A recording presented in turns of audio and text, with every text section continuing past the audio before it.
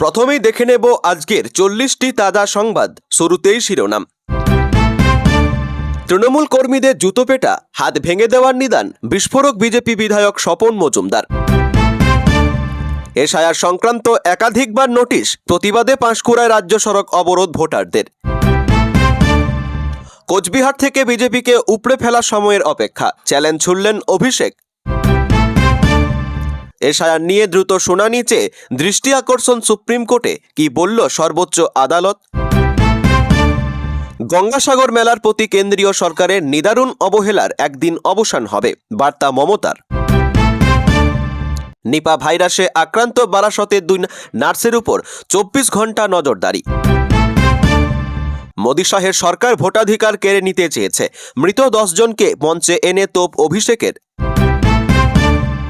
বিজেপির ছকে খেলছে কমিশন, বেছে বেছে মহিলাদের নাম বাদ, কমিশনকে তোপ মুখ্যমন্ত্রী।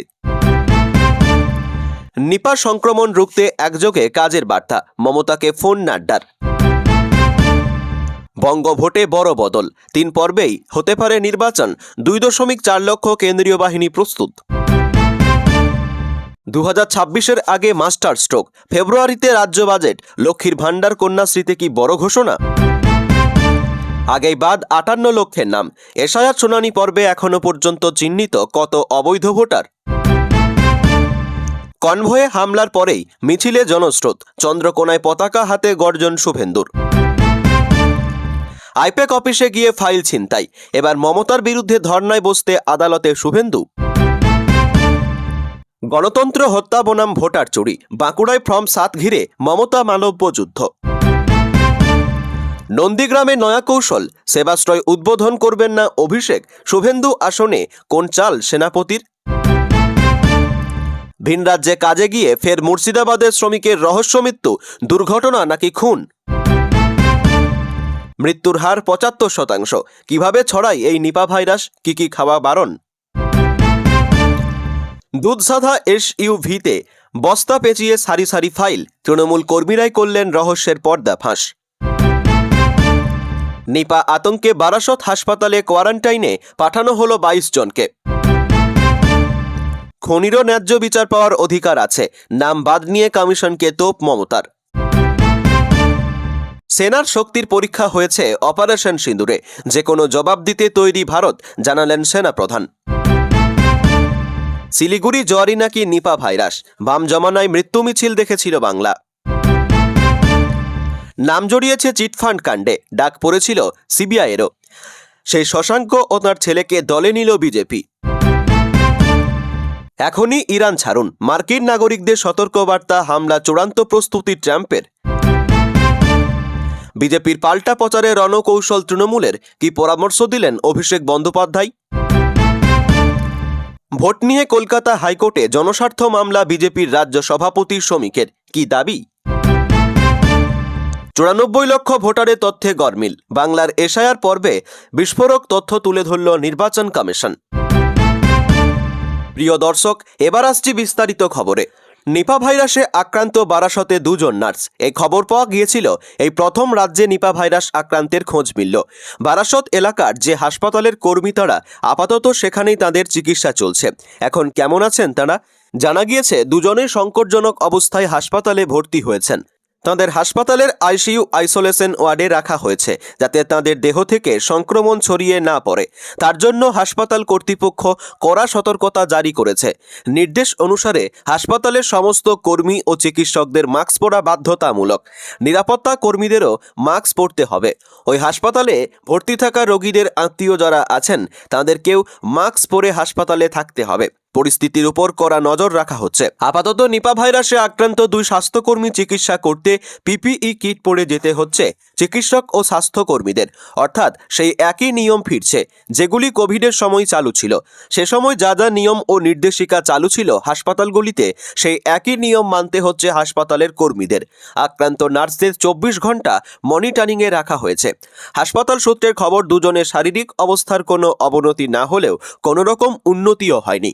5ই জানুয়ারি থেকে তাঁরা শারীরিকভাবে অসুস্থ বোধ করেছিলেন। রাজ্যের মুখ্য সচিব নন্দিনী চক্রবর্তী জানিয়েছেন, আক্রান্ত দুজনের বাড়ি উত্তর 24 পরগনা জেলার বারাসতে।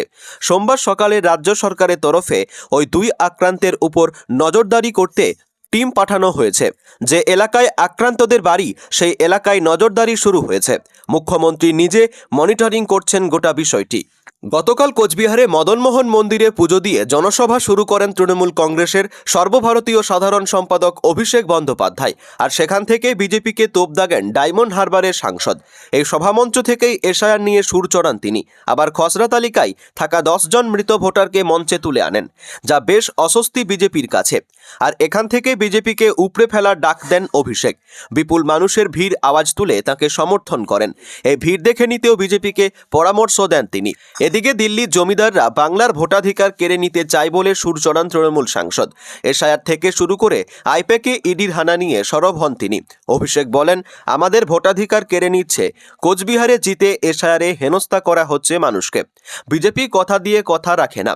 2014, 16, 2019, 2021, 2024 বিজেপির নেতারা সভা করতে এসে প্রধানমন্ত্রী সহ বিজেপির বড় নেতারা যে প্রতিশ্রুতি দিয়েছিলেন, নারায়ণী ব্যাটালিয়ন, চিলা রায়ের নামে প্যারামিলিটারি প্রশিক্ষণ কেন্দ্র, পঞ্চানন বর্মার নামে লাইব্রেরি, মদনমোহন মন্দিরকে আন্তর্জাতিক মন্দির হিসাবে ঘোষণা করবে।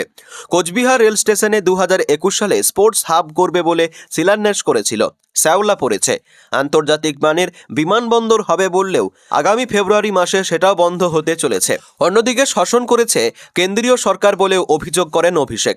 অভিষেকের সভামঞ্চ ছিলেন রাজ্যের মন্ত্রী উদয়ন গুহ, সাংসদ জগদীশ বসুনিয়া। এখান থেকেই অভিষেকের বক্তব্য, বিজেপি ভোটে জেতার পরে কোচবিহারে মানুষকে এসআইআরের মাধ্যমে বা অসমের ফরেন ট্রাইব্যুনালের নোটিশ পাঠিয়ে অপমানিত করেনি, তাদের শোষিত করেছে। অধিকারের টাকা আটকেছে। বাংলার উপর যারা ধারাবাহিক হামলা করে, মানুষকে নিপীড়িত করে রাখার চেষ্টা করে, বাংলার মানুষ সিদ্ধান্ত নিয়েছে যে ভাষা বহিরাগত জমিদাররা বোঝে, তাদের সেই ভাষায় আগামী দিনে জবাব দেবে। মানুষ প্রস্তুত। এছাড়া এসআইআরের খসড়া তালিকায় মৃত বেশ কয়েকজন ভোটারকে মঞ্চে হাজির করলেন অভিষেক। এবার তাদের খোঁজ নিতে শুরু করেছেন নির্বাচন কমিশন বলে সূত্রের খবর। অভিষেকের কথায়, এই জেলায় এসে কর্মসূচি করেছি, যে উৎসাহ লক্ষ্য করেছি, সমাজের সর্বস্তরের মানুষের যে ভালোবাসা পেয়েছি, মানুষ রাস্তায় যেভাবে আশীর্বাদ করেছে, আমি জেলার কাছে চিরঋণী। ধন্যবাদ জানাই সকলকে। আজ এই সভা বিজেপির বিসর্জনের শুভ সূচনা। কোচবিহারে আসবো, মদনমোহন মন্দিরে যাব না, তা তো হয় না। 2023 সালে নবজোয়ার কর্মসূচি মদনমোহন মন্দিরে পুজো দিয়ে শুরু করি। মানুষের কাছে পৌঁছানোর লক্ষ্যে যে লড়াই, তা শুরু করেছিলাম। আজ যে উদ্দীপনা চোখে পড়েছে, কোচবিহার থেকে বিজেপিকে উপড়ে ফেলা সময়ের অপেক্ষা। গত এদিন রাজ্য রাজনীতিতে দেখার মতো দৃশ্য সামনে আসে। সেখানে পুরুলিয়ার থেকে সভা করার ফেরার পথে রাজ্যের বিরোধী দলনেতা শুভেন্দু অধিকারীর কনভয়ে হামলা করার অভিযোগ ওঠে। এমনকি মোটা মোটা বাঁশ দিয়ে এবং কেরোসিন তেল দিয়ে তাকে হত্যা করার চক্রান্ত হয়েছিল বলেও দাবি করেন বিজেপি নেতা কর্মীরা। পরবর্তীতে প্রতিবাদ করে চন্দ্রকোনা বিট হাউসে গিয়ে দীর্ঘক্ষণ বসে থাকে, ধর্ণা দেন রাজ্যের বিরোধী দলনেতা। শুধু চন্দ্রকোনা নয়, রাজ্যের বিভিন্ন জায়গায় এই ঘটনার প্রতিবাদে বিজেপি নেতা কর্মীরা ময়দানে নামেন। ইতিমধ্যেই গোটা বিষয়টি আদালতের দরজায় পৌঁছে গিয়েছে। আর এই পরিস্থিতিতে শুভেন্দু অধিকারী এদিন এই ঘটনা ঘটেছিল। সেদিনই জানিয়ে দিয়েছিলেন যে তিনি চন্দ্রকোনায় এসে মিছিল করবেন। আর সেই মতোই আজ সেই চন্দ্রকোনায় বিজেপির পতাকা হাতে প্রচুর মানুষকে সঙ্গে নিয়ে এবং বিজেপি কর্মীদের সাথে করে প্রতিবাদ মিছিল করলেন রাজ্যের বিরোধী দলনেতা। এদিন চন্দ্রকোনায় যে ঘটনা ঘটেছে, তাতে যে প্রতিবাদ শুভেন্দু অধিকারী করেছিলেন, তার ফলে রীতিমতো চাপে পড়ে গিয়েছিল পুলিশ প্রশাসন। রাজ্যের বিরোধী দলনেতার রাস্তায় নিরাপত্তার দায়িত্বে যখন পুলিশের, তখন কেন তারা সেই নিরাপত্তা দিতে পারল না?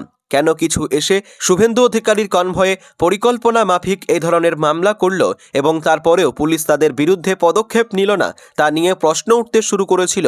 যে প্রশ্ন তুলে দীর্ঘক্ষণ সেই বিট হাউসে বসে ধর্ণা দেন রাজ্যের বিরোধী দলনেতা। গর্জে উঠেছিলেন রাজ্যের সাধারণ মানুষরাও। অবশেষে আজ রীতিমতো বিজেপির পতাকা হাতে প্রচুর মানুষকে সঙ্গে নিয়ে সেই চন্দ্রকোনাতেই হাঁটতে দেখা গেল শুভেন্দু অধিকারীকে। বিশেষজ্ঞরা বলছেন, একসময় বাম সরকারের আমলের শেষের দিকে মমতা বন্দ্যোপাধ্যায়কেও এইরকমই ঝাঁঝালো ভূমিকায় দেখতে পাওয়া যেত। যেখানেই তাকে বাধা দেওয়া হতো সেখানে গিয়ে তিনি আন্দোলন সংগঠিত করতেন। আর ঠিক একইভাবে তৃণমূল সরকারের আমলে যেভাবে প্রতি মুহূর্তে বিভিন্ন রাজনৈতিক কর্মসূচি করতে তাকে বাধা দান করা হচ্ছে, তাতে সেই রাস্তায় বেছে নিয়েছেন রাজ্যের বর্তমান বিরোধী দলনেতা শুভেন্দু অধিকারী। আর আজ চন্দ্রকোনাতে তিনি যে মিছিল করলেন এবং সেই মিছিলে যে পরিমাণ জনস্রোত লক্ষ্য করা গেল, তাতে বোঝা যাচ্ছে যে রাজ্যের গণতন্ত্রপ্রেমী সাধারণ মানুষরা রয়েছেন শুভেন্দু অধিকারীর সঙ্গেই। অন্তত তেমনটাই দাবি করছেন বিজেপি নেতৃত্বরা। আর মাস দুয়েক পরে রাজ্যে বিধানসভা নির্বাচন জানিয়ে রোজই চড়ছে উত্তেজনার পারদ। এবার অবাধ এবং সুষ্ঠু নির্বাচনের লক্ষ্যে বুথে বুথে নিরাপত্তা নিয়ে কলকাতা হাইকোর্টে জনস্বার্থ মামলা বিজেপির। হাইকোর্টে মামলা দায়ের করেছেন বিজেপির রাজ্য সভাপতি শ্রমিক ভট্টাচার্য। তার আবেদন, রাজ্যের ৪২,০০০ বুথে আদৌ পর্যাপ্ত নিরাপত্তা নিশ্চিত হচ্ছে কিনা তার নতুন করে সমীক্ষা করুক জাতীয় নির্বাচন কমিশন। নতুন করে সমীক্ষা করানোর আর্জি জানিয়েছে বিজেপি। রাজ্যের সংবেদনশীল বুথগুলিতে বাড়তি কেন্দ্রীয় বাহিনী মোতায়েন, সিসিটিভি নজরদারি ও নিরপেক্ষ সমীক্ষার মাধ্যমে প্রকৃত পরিস্থিতি জানতে চায় তারা। গতকাল আদালতে শ্রমিক ভট্টাচার্য জানান, সব বুথে ১০০% সুরক্ষা ও পর্যবেক্ষণ নিশ্চিত করতে জাতীয় নির্বাচন কমিশনকে সার্ভে করতে হবে। যে কোম্পানি আগে সার্ভে করছিল তারা চলে গিয়েছে, নতুন করে সার্ভের জন্য এজেন্সি নিয়োগ করতে হবে কমিশন এসআইআর নিয়ে ব্যস্ত আছে। বুথের সমীক্ষা নিয়ে ম্যাকেনটোক্স বার্ন ৬ মাস আগে ছেড়ে চলে গিয়েছে। রাজ্য যদি নতুন কোনো এজেন্সিকে না নিয়ে আসতে পারে তাহলে কেন্দ্রীয় সরকার নতুন এজেন্সিকে নিয়ে আসুক। কেন তারা চলে গেল সেটা জানা দরকার। সব বুথে বুথ পর্যবেক্ষক রেখে পর্যবেক্ষণ করাতে হবে। অতীতে একাধিক ভোটে হিংসা ও অনিয়মের অভিযোগ উঠেছে, তাই আগাম সতর্কতা হিসেবেই এই মামলা। এ নিয়ে বিজেপির রাজ্য সভাপতি বলেন, পশ্চিমবঙ্গে কোনো ভোট নিরামিষ হয় না। পশ্চিমবঙ্গে কিভাবে ভোট হয় সবাই জানে। কেন্দ্রীয় বাহিনী তো বাইরে থাকে, কিন্তু ভিতরে কিভাবে অত্যাচার করা হয়, কিভাবে ক্যামেরা বন্ধ করা হয়, ক্যামেরায় ময়দা লাগিয়ে দেওয়া হয়, ক্যামেরায় কাগজ লাগিয়ে দেওয়া হয়, ক্যামেরা ভেঙে দেওয়া হয়, এগুলো আমরা দেখেছি। বিরোধী দলের এজেন্টদের অবস্থা কি হয়, এ নিয়ে তো প্রতিনিয়ত প্রশ্ন উঠেছে। কলকাতা পুরসভা নির্বাচনে আমাদের কাউন্সিলর মীনা দেবী পুরোহিতের বুথেই ঢুকে ভাঙচুর করা হলো, তাকে শারীরিকভাবে নিগ্রহ করা হলো, কোথাও কোনো ব্যবস্থা নেওয়া হলো না। মধ্য কলকাতা একটা জায়গায় বোমা ফেটে পা উড়ে গেল, অথচ রাজ্য নির্বাচন কমিশন বললেন চকলেট বোমের মতো কিছু একটা বোম ফেটেছে। বিহার নির্বাচনের প্রসঙ্গ তুলে শ্রমিক বলেন, বিহারে তো এত বড় নির্বাচন হয়ে গেল, অনেকে ভোট চুরির কথা বলেছিলেন, নির্বাচনের ফল বেরোনোর পরে কি কোনো আরজেডি নেতার বড় জেসিবি দিয়ে ভাঙা হয়েছে? কাউকে বিহার ছাড়তে হয়েছে? কোনো কংগ্রেস অফিসে আগুন লাগিয়ে দেওয়া হয়েছে? কোনো মহিলা শ্লীলতাহানি হয়েছে? কোনো প্রাণহানি হয়েছে? বুদ্ধদেব ভট্টাচার্য বলতেন, বিহার উত্তরপ্রদেশ দেখুন আমাদের দিকে আঙুল তোলার আগে। বিহারে ও উত্তরপ্রদেশে কিভাবে ভোট হয় দেখতে বলতো সিপিআইএম। এখন বিহার উত্তরপ্রদেশের ভোট সংস্কৃতি বদলে গেল, আর এখন অন্যরা পশ্চিমবঙ্গকে দেখিয়ে বলে কিভাবে সন্ত্রাসমূলক ভোট হয় দেখুন।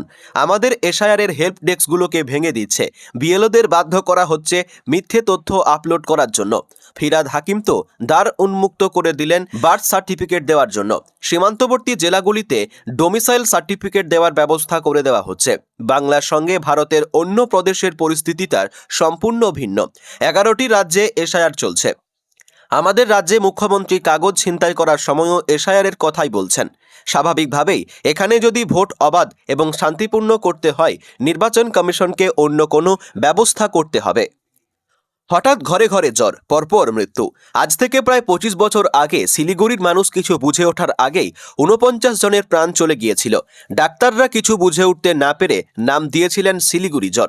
2006 সালে জানা যায় সেটাই ছিল ভারতের প্রথম নিপা ভাইরাস সংক্রমণ। আক্রান্ত হয়েছিলেন চিকিৎসক, স্বাস্থ্যকর্মী সহ অনেকেই। এবার ফের আতঙ্ক ছড়িয়েছে বাংলায়। আক্রান্ত হয়েছেন 2 জন। জানা যায় সেবার বাংলাদেশ থেকে জ্বরে আক্রান্ত এক রোগীর মাধ্যমেই নিপা সংক্রমণ ছড়িয়েছিল বাংলায়। শিলিগুড়িতে শুরু হয়েছিল মৃত্যু মিছিল। অজানা জ্বরে পরপর মৃত্যুতে প্রাথমিকভাবে এই মারণ জ্বরকে সে সময় চিহ্নিতই করা যায়নি। অঘোষিত কারফিউ জারি হয়েছিল শহরে। চিকিৎসকদের কেউ কেউ বলেছেন যে অভিজ্ঞতা ছিল কোভিডের চেয়েও ভয়ঙ্কর। বহু চিকিৎসক, ব্যবসায়ী, জনপ্রতিনিধি সেই সময় রাতারাতি শহর ছেড়ে পালিয়েছিলেন। তখন শহরে লড়াই শুরু করেছিলেন তৎকালীন পুর এবং নগর উন্নয়ন মন্ত্রী অশোক ভট্টাচার্য। আজও সেই সময়ের কথা স্পষ্ট মনে আছে তাঁর। তিনি বলছেন, আমরা চোখের সামনে দেখছি ডাক্তাররা পালিয়ে যাচ্ছে, ব্যবসায়ীরা পালিয়ে যাচ্ছে। সেই সময় কনফিডেন্স দেওয়াটাই ছিল সবথেকে জরুরি। কারফুর মতো অবস্থা হয়েছিল। তিনি জানান, আক্রান্তদের জ্বর আসতো, কাঁপুনি দিত। অনেক পরে জানা যায় এটা নিপা ভাইরাস। যে চিকিৎসকেরা এই সময় শহরে ছিলেন তারাও জানিয়েছেন সেই অভিজ্ঞতার কথা। চিকিৎসকদের দাবি, এই রোগের মোকাবিলায় সবচেয়ে বেশি দরকার সংস্পর্শে আসা মানুষকে চিহ্নিত করা। সামান্য ভুলচুক হলেই বিপদ বাড়তে পারে, প্রাণ কাটতে পারে ঘাতক ভাইরাস। চিকিৎসক সুবল দত্ত বলছেন, সেই পরিস্থিতি প্রচণ্ড ভয়াবহ। বহু বিশিষ্ট মানুষের মৃত্যু হয়। করোনা ভাইরাসকেও হার মানিয়ে দিয়েছিল সেই সংক্রমণ। যুদ্ধকালীন তৎপরতা সবটা সামলেছিলেন তারা। তবে বছর ২৬ পর এখন স্বাস্থ্য ব্যবস্থা অনেক উন্নত। ফলে রোগের বিরুদ্ধে লড়াই করতে আগেভাগেই একযোগে কাজ শুরু করেছে কেন্দ্র ও রাজ্য। ইতিমধ্যে কেন্দ্রের স্বাস্থ্য প্রতিনিধি দল রাজ্যে এসেছে। নদিয়া সহ নানা এলাকায় কন্ট্রাক্ট ট্রেসিং কেমন চলছে তা দেখছে ওই দল। রাজ্যের সঙ্গে কথা বলছে কেন্দ্রের স্বাস্থ্য মন্ত্রক। রাজ্যের তরফেও সতর্ক করা হয়েছে। ফলে সব মিলিয়ে ফের নিপা ভাইরাসের বিরুদ্ধে লড়াই শুরু করেছে বারাসত। একদিন আগে এসআইআর নিয়ে নির্বাচন কমিশন সহ সব পক্ষকে নোটিশ দিয়েছে সুপ্রিম কোর্ট। এবার বাংলায় ভোটার তালিকায় এসআইআর নিয়ে সুপ্রিম কোর্টের দৃষ্টি আকর্ষণ করা হলো। আজ মঙ্গলবার এক আইনজীবী এই বিষয়ে দ্রুত শুনানি চেয়ে সর্বোচ্চ আদালতের দৃষ্টি আকর্ষণ করেন। আজই দুপুরে বিহারে হওয়া এসআইআর মামলা শুনানি রয়েছে। তখনই এই মামলা শোনার আর্জি জানানো হয়েছে। কারণ নির্বাচন কমিশন একটি স্বশাসিত সংস্থা, সেখানে তারা হোয়াটসঅ্যাপে কাজ করছে বলে অভিযোগ। আর বাংলায় এসআইআর পর্বে এখনও পর্যন্ত প্রায় ৮০ জনের মৃত্যু হয়েছে। তার সঙ্গে চলছে হয়রানি বলে অভিযোগ। এই আবহে এসআইআর নিয়ে দৃষ্টি আকর্ষণ বেশ তাৎপর্যপূর্ণ। এদিকে দ্রুত শুনানি আবেদন মঞ্জুর করা হয়নি সুপ্রিম কোর্টের পক্ষ থেকে। প্রধান বিচারপতি সূর্যকান্ত জানান, আগামী সোমবার পশ্চিমবঙ্গে এসআইআর মামলা শুনানি আছে। আর এই দিনই এই মামলা শুনানি হবে। সুপ্রিম কোর্টের দৃষ্টি আকর্ষণ করে ওই আইনজীবী জানান, এসআইআরকে কেন্দ্র করে রাজ্যে ৬টি ঘটনা ঘটেছে। তবে কোন ঘটনার কথা ওই আইনজীবী উল্লেখ করতে চেয়েছেন সেটা স্পষ্ট নয়। সোমবার সুপ্রিম কোর্টের প্রধান বিচারপতি সূর্যকান্ত এবং বিচারপতি জয়মাল্য বাগচির বেঞ্চে পশ্চিমবঙ্গের এসআইআর নিয়ে মামলা শুনানি ছিল। তৃণমূলের রাজ্যসভায় ২ সাংসদ ডেরেক ও ব্রায়েন এবং দোলা সেন মামলা দায়ের করেন। জানিয়ে শীর্ষ আদালতে সওয়াল করেন আইনজীবী কপিল সিবাল। সুপ্রিম কোর্টে সিবাল দাবি করেন, নির্বাচন কমিশন যাবতীয় নির্দেশ হোয়াটসঅ্যাপের মাধ্যমে দিচ্ছে, তাতেই অসঙ্গতি তৈরি হচ্ছে। অন্যদিকে গতকালের শুনানিতে নির্বাচন কমিশন জবাব দিতে ২ সপ্তাহ সময় চাইলে প্রধান বিচারপতির বেঞ্চ ১ সপ্তাহ সময় দেয়। আর আগামী ১৯শে জানুয়ারি এই মামলার পরবর্তী শুনানি হবে। এসআইআর প্রক্রিয়া নিয়ে বাংলার মুখ্যমন্ত্রী মমতা বন্দ্যোপাধ্যায় ৫টি চিঠি দেন নির্বাচন কমিশনার জ্ঞানেশ কুমারকে, যদিও তার উত্তর মেলেনি। এরপর মামলা দায়ের হয় সুপ্রিম কোর্টে। কারণ এসআইআর পর্বে মানুষ আতঙ্কিত হয়ে পড়ছেন। বিএলও থেকে সাধারণ মানুষ আত্মহত্যার পথ বেছে নিচ্ছেন। ২০০২ সালে ভোটার তালিকায় নাম থাকা সত্ত্বেও শুনানিতে ডাক হচ্ছে, বিশিষ্ট জনেরাও বাদ পড়ছেন না। এছাড়াও একাধিক জনসভা থেকে এসআইআর প্রক্রিয়া নিয়ে সুর সপ্তমে তুলেছেন মুখ্যমন্ত্রী মমতা বন্দ্যোপাধ্যায়। মুখ্যমন্ত্রী যতবার চিঠি পাঠিয়েছেন বাংলার মানুষের স্বার্থে, ততবার পাল্টা চিঠি পাঠিয়েছেন বিরোধী দলনেতা শুভেন্দু অধিকারী। তিনি অবশ্য সমস্ত অভিযোগ ভিত্তিহীন বলে দাবি করেছেন। এই নিয়ে জোর চর্চা শুরু হয়েছে। সোমবার সর্বশেষ চিঠিতে মুখ্যমন্ত্রীর অভিযোগ, ভোটারদের অনেকে কাগজ জমা দিয়েছেন, তারপরেও তাদের নাম কাটা হচ্ছে। ভোটার তালিকায় বিশেষ নিবিড় সংশোধন প্রক্রিয়ায় বেছে বেছে মহিলাদের টার্গেট করা হয়েছে। বিবাহিত মহিলাদের নাম বাদ গিয়েছে ভুল ম্যাপিংয়ের জন্য। এমনই বিস্ফোরক অভিযোগ মুখ্যমন্ত্রী মমতা বন্দ্যোপাধ্যায়ের। এদিন নবান্নের সাংবাদিক সম্মেলনে সরব হয়ে তিনি দাবি করলেন, কমিশনের ভুলে মিসম্যাচ হয়েছে। এদিন এসআইআরে ৫৪ লক্ষ নাম বাদ যাওয়া নিয়ে কমিশনের বিরুদ্ধে একাধিক অভিযোগ এনেছেন মুখ্যমন্ত্রী। এই প্রক্রিয়ায় বৈধ ভোটারের নাম বাদ যাচ্ছে বলে আশঙ্কা প্রকাশ করছেন তিনি। কমিশন এসআইআর ব্যবহার করে ভোটারদের নাম বাদ দিচ্ছে বলে অভিযোগ মমতার। মুখ্যমন্ত্রীর মারাত্মক অভিযোগ, এই প্রক্রিয়ায় বেছে বেছে মহিলাদের নাম বাদ দেওয়া হয়েছে। বিয়ের পর মেয়েদের পদবীর পরিবর্তন, ঠিকানা পরিবর্তন হওয়ায় তাদের নাম বাদ দেওয়া হয়েছে বলে অভিযোগ মুখ্যমন্ত্রীর। তিনি বলেন, ৫৪ লক্ষ নাম একতরফা নাম বাদ দেওয়া হলো। বেছে বেছে মহিলাদের টার্গেট করা হয়েছে। বিজেপির স্বার্থে ও নিজের পরিবারের স্বার্থে মানুষকে নিয়ে খেলা করছে। রাজ্যে ক্ষমতায় আসার পর মুখ্যমন্ত্রী মমতা বন্দ্যোপাধ্যায় মহিলাদের উন্নয়নে একাধিক প্রকল্প চালু করেন। লক্ষ্মীর ভাণ্ডার, কন্যাশ্রী, রূপশ্রী, সবুজ সাথীর মতো একাধিক জনপ্রিয় প্রকল্প চালু করেছেন। সেই সব প্রকল্পে এই ১৫ বছরে তৃণমূলের মহিলা ভোটকে আরও শক্ত করেছে। বিজেপি কোনোভাবেই সেই মহিলা ভোট ব্যাংকে থাবা বসাতে পারেনি বলেই মত রাজনৈতিক মহলের। রাজ্যে ক্ষমতায় আসার পর মুখ্যমন্ত্রী মমতা বন্দ্যোপাধ্যায় মহিলাদের উন্নয়নে একাধিক প্রকল্প চালু করেন।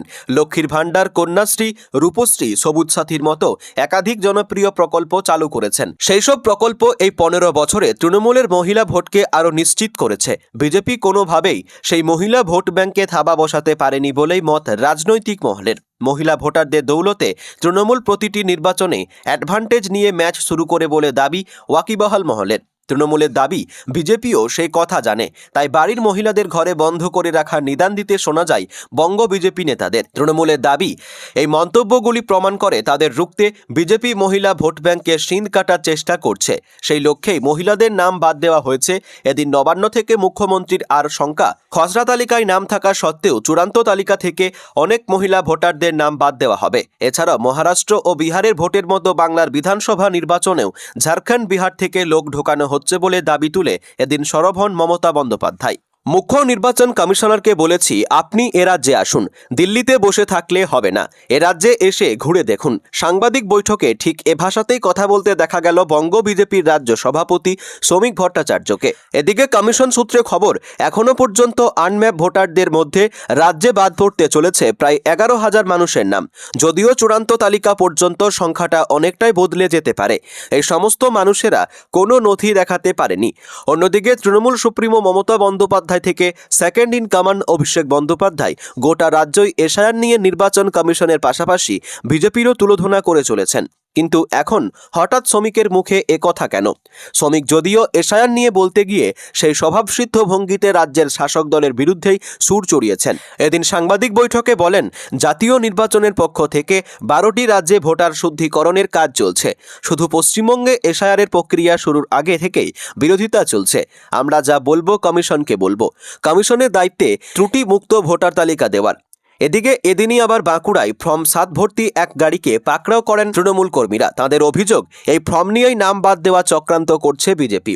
তা নিয়ে রাজনৈতিক আঙ্গিনায় চাপানুত্তর চলছে পুরোদমে। শ্রমিক বলছেন, যখন এই পদ্ধতি চলছে দেখা যাচ্ছে ফর্ম 7 অর্থাৎ ভোটারের নামে কোনো অভিযোগ থাকলে সব রাজনৈতিক দল বিরোধিতা করতে পারে। আমরাও করছি। বিএলওরা বলছে আমাদের নির্দেশ নেই, জমা নিচ্ছে না, বলছে ওপর থেকে নির্দেশ নেই। ওপরটা কে? আমরা ইসিকে বলেছি এটা কি হচ্ছে, এটা দেখার কাজ কমিশনের। আমরা কারোর বিরুদ্ধে বলছি না, এই পুরো দায়িত্ব নির্বাচন কমিশনের। সব কেন্দ্রে একই ঘটনা। এরপরই খোদ মমতা বন্দ্যোপাধ্যায়ের বিরুদ্ধে সুর চড়িয়ে তিনি বলেন, মুখ্যমন্ত্রী এসআইআর প্রক্রিয়া চান না, আতঙ্কের মধ্যে ভোটারদের রেখে ভোট করতে চাইছে তৃণমূল, কিন্তু সেটা হবে না। আমরা দিল্লিতে যোগাযোগ করেছি, মুখ্য নির্বাচন কমিশনারকে বলেছি, আপনি এ রাজ্যে আসুন, দিল্লিতে বসে থাকলে হবে না, এ রাজ্যে এসে ঘুরে দেখুন। কিভাবে বিএলওরা বলতে পারে আমরা ফর্ম জমা নেব না? ভেনেজুয়েলার মতোই এবার কি ইরানে হামলা চালাবে আমেরিকা? সোমবার গভীর রাতে মার্কিন নাগরিকদের অবিলম্বে ইরান ছাড়ার পরামর্শ দিয়েছে ডোনাল্ড ট্রাম্প প্রশাসন। হোয়াইট হাউসের নির্দেশে তেহরানের মার্কিন দূতাবাস বার্তা দিয়েছে, বর্তমান বিশৃঙ্খল পরিস্থিতিতে এখনই ইরান ছাড়ুন। কোন দুই দেশ হয়ে সহজে ইরান ছাড়া যাবে তাও জানানো হয়েছে এই সতর্ক বার্তায়। আন্তর্জাতিক বিশ্লেষকদের একাংশের ধারণা, সম্ভবত ইরানে হামলা চালানোর আগে নিজের দেশের নাগরিকদের নিরাপত্তার জন্য চূড়ান্ত নির্দেশিকা ইরানে মূল্যবৃদ্ধি, স্বাস্থ্য, শিক্ষা সহ বিভিন্ন ক্ষেত্রে প্রশাসনিক ব্যর্থতা, কট্টরপন্থী ধর্মীয় শাসনের বিরুদ্ধে পথে নেমেছে ক্ষুব্ধ সাধারণ মানুষ। সর্বোচ্চ ধর্মীয় নেতা আয়াতোল্লাহ আলী খামেইনির বিরুদ্ধে সর্বাত্মক বিদ্রোহ শুরু হয়েছে। অভিযোগ, বিক্ষোভ রুখতে হিংসাত্মক দমনপীড়ন চালাচ্ছে দেশটির নিরাপত্তা বাহিনী। সোমবার পর্যন্ত ইরানে 648 জনের মৃত্যু হয়েছে, জেলবন্দি 10,600 জন বিদ্রোহী। এই অবস্থায় তেহরানের মার্কিন দূতাবাসের সতর্কবার্তায় লেখা হয়েছে, ইরানের বিক্ষোভ হিংসাত্মক আকার নিতে পারে। এর ফলে ব্যাপক ধরপাকড় এবং জখম হওয়ার ঘটনাও ঘটবে। রাস্তা এবং গণপরিবহন বন্ধ হওয়ার ঘটনা ঘটতে পারে, যেহেতু দেশটির অধিকাংশ বিমান সংস্থা উড়ান বন্ধ রেখেছে। ফলে স্থলপথে আর্মেনিয়া এবং তুরস্ক হয়ে ইরান ছাড়ার পরামর্শ দেওয়া হয়েছে মার্কিন নাগরিকদের। ইরানে গত 28শে ডিসেম্বর শুরু হওয়া বিক্ষোভ এখনও বৃহত্তর আন্দোলনের রূপ নিয়েছে। রাজধানী তেহরান ছাড়িয়ে দেশের অন্য শহরেও বিক্ষোভের আঁচ ছড়িয়ে পড়ছে। অভিযোগ, বিক্ষোভ দমনে কঠোর ইরান প্রশাসন নির্বিচারে প্রতিবাদীদের উপর গুলি চালাচ্ছে, তাতে এখনো পর্যন্ত মৃতের সংখ্যা 648। এই অবস্থায় মার্কিন প্রেসিডেন্ট ডোনাল্ড ট্রাম্প হুঁশিয়ারি দিয়েছেন, যেভাবে বিক্ষোভকারীদের উপর দমন নীতি চালাচ্ছে ইরান, তার ভিত্তিতে সেখানে মার্কিন হস্তক্ষেপ প্রয়োজন। প্রশ্ন উঠছে, এবার কি হস্তক্ষেপের চূড়ান্ত প্রস্তুতিতে আমেরিকা? সে কারণেই নাগরিকদের অবিলম্বে ইরান ছাড়তে বলা হচ্ছে। অন্যদিকে পাল্টা হুঁশিয়ারি দিয়েছে তেহরানও। তারা জানিয়েছে, ইরানে হামলা হলে ইসরায়েল এবং পশ্চিম এশিয়ায় আমেরিকার সামরিক কেন্দ্রগুলিতে নিশানা করা হবে। সব মিলিয়ে নতুন করে মধ্যপ্রাচ্যে ঘনাচ্ছে যুদ্ধের মেঘ।